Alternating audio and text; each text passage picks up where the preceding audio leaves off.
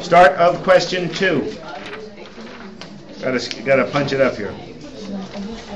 Okay, heads up, please. Reading and imagination is very important.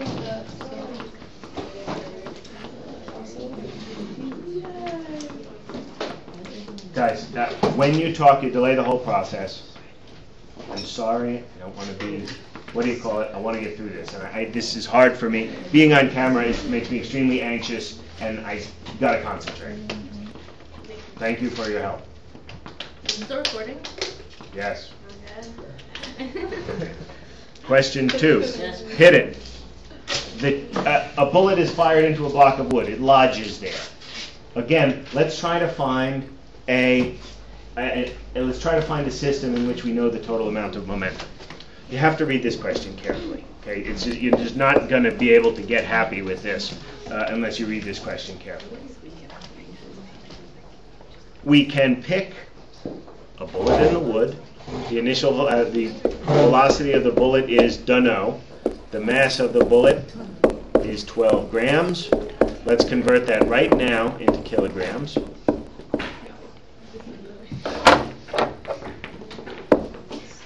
We like the block that has a velocity of 0, mass of 8 kilograms. So we know a lot here, but not enough to get the total momentum in the system. Now let's pick for a final state, block with bullet inside it. Do we know enough to put a number on the final momentum, the total momentum in this system? Yeah. Yeah. Okay.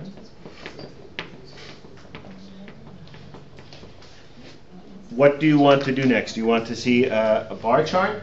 Yeah, I can't visualize it because it's like in my head. Yes, that's tough.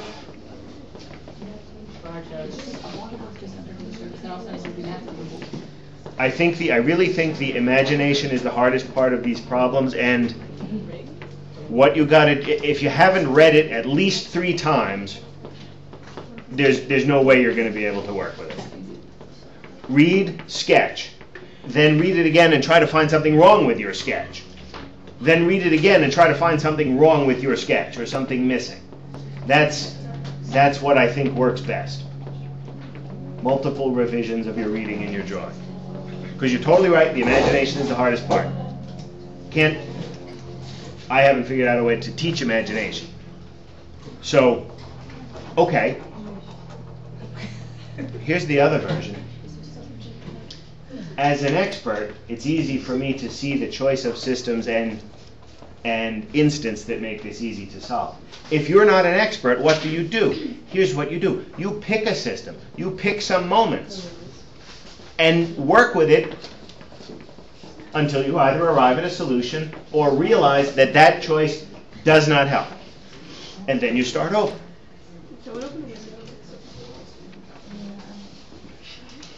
A little bit of insight and imagination will tell me that these 2 objects are moving together in the final state.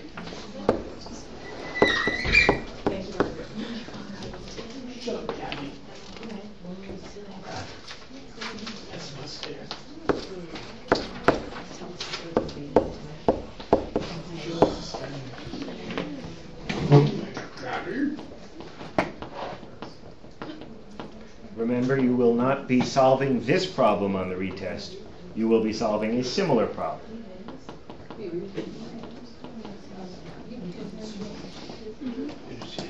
So I think the crucial insight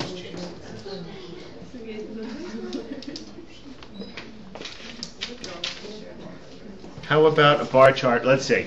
I'm going to say B for bullet, W for wood.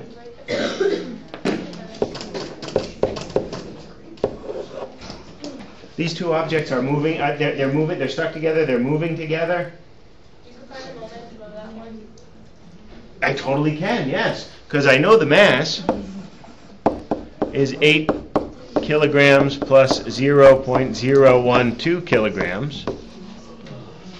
And let me just tell you, feel free to round that to 8 kilograms. Oh, really? Oh, sure. I mean, it doesn't matter, but you'll find that now, when you do the numbers, you'll see that the small additional mass of the bullet does not make much difference to your final calculation. Are we like assuming another, like, say, they're like attached at this point? The second? The question was, do we assume that they're attached? And the answer is yes, because the lab measures the velocity of they use a large 8, and the bullet always comes to rest inside the block. But you only know the velocity of the wood, so can you just do it separately? You only know the causes the block to move with a velocity of 1.8 meters per second. If the Like, can you just find the momentum separately, like the final momentum of the wood, the final momentum of the bullet? I'm going to do it the easy way. But yes, if you calculated them separately, you'll get the same place. What I can see as an expert is these two objects combined are moving together. I'll make my life easier. I'll treat them as one.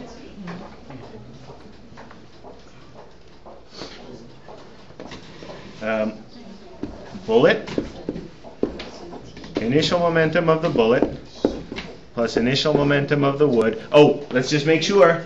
Is there anything interacting from outside? No. This is happening so quickly that the force of the earth on the bullet is not going to matter.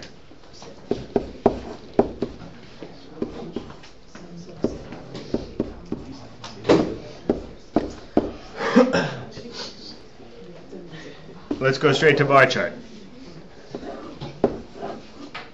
We have some amount of momentum in the bullet plus the wood.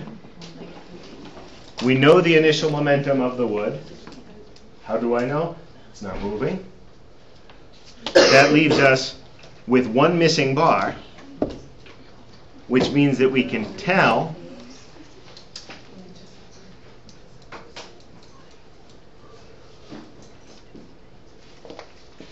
let's take this expression and simplify. This means that the momentum initial of the bullet must be equal to the final momentum of the bullet plus the wood.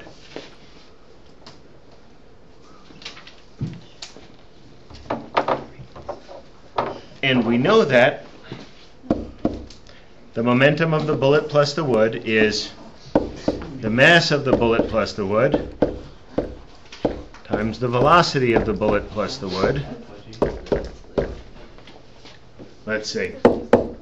Let's just call this the positive direction. And that is going to equal, comes out to about 14.4 kilogram meters per second. So again, that means this is the momentum of the bullet in the initial state.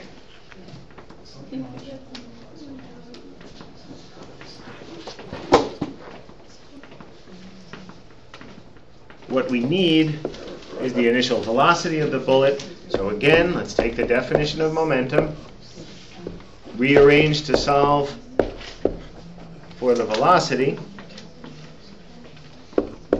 So the initial velocity of the bullet is equal to the final momentum of the bullet divided by the mass of the bullet.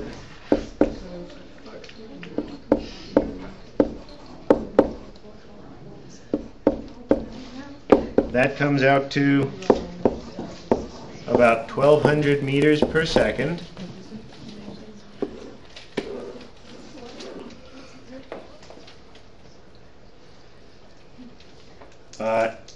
Is the sign reasonable? Yes, it's positive. That means it should be going in this direction. That matches our sketch. Is the size reasonable? Well, that's a big number.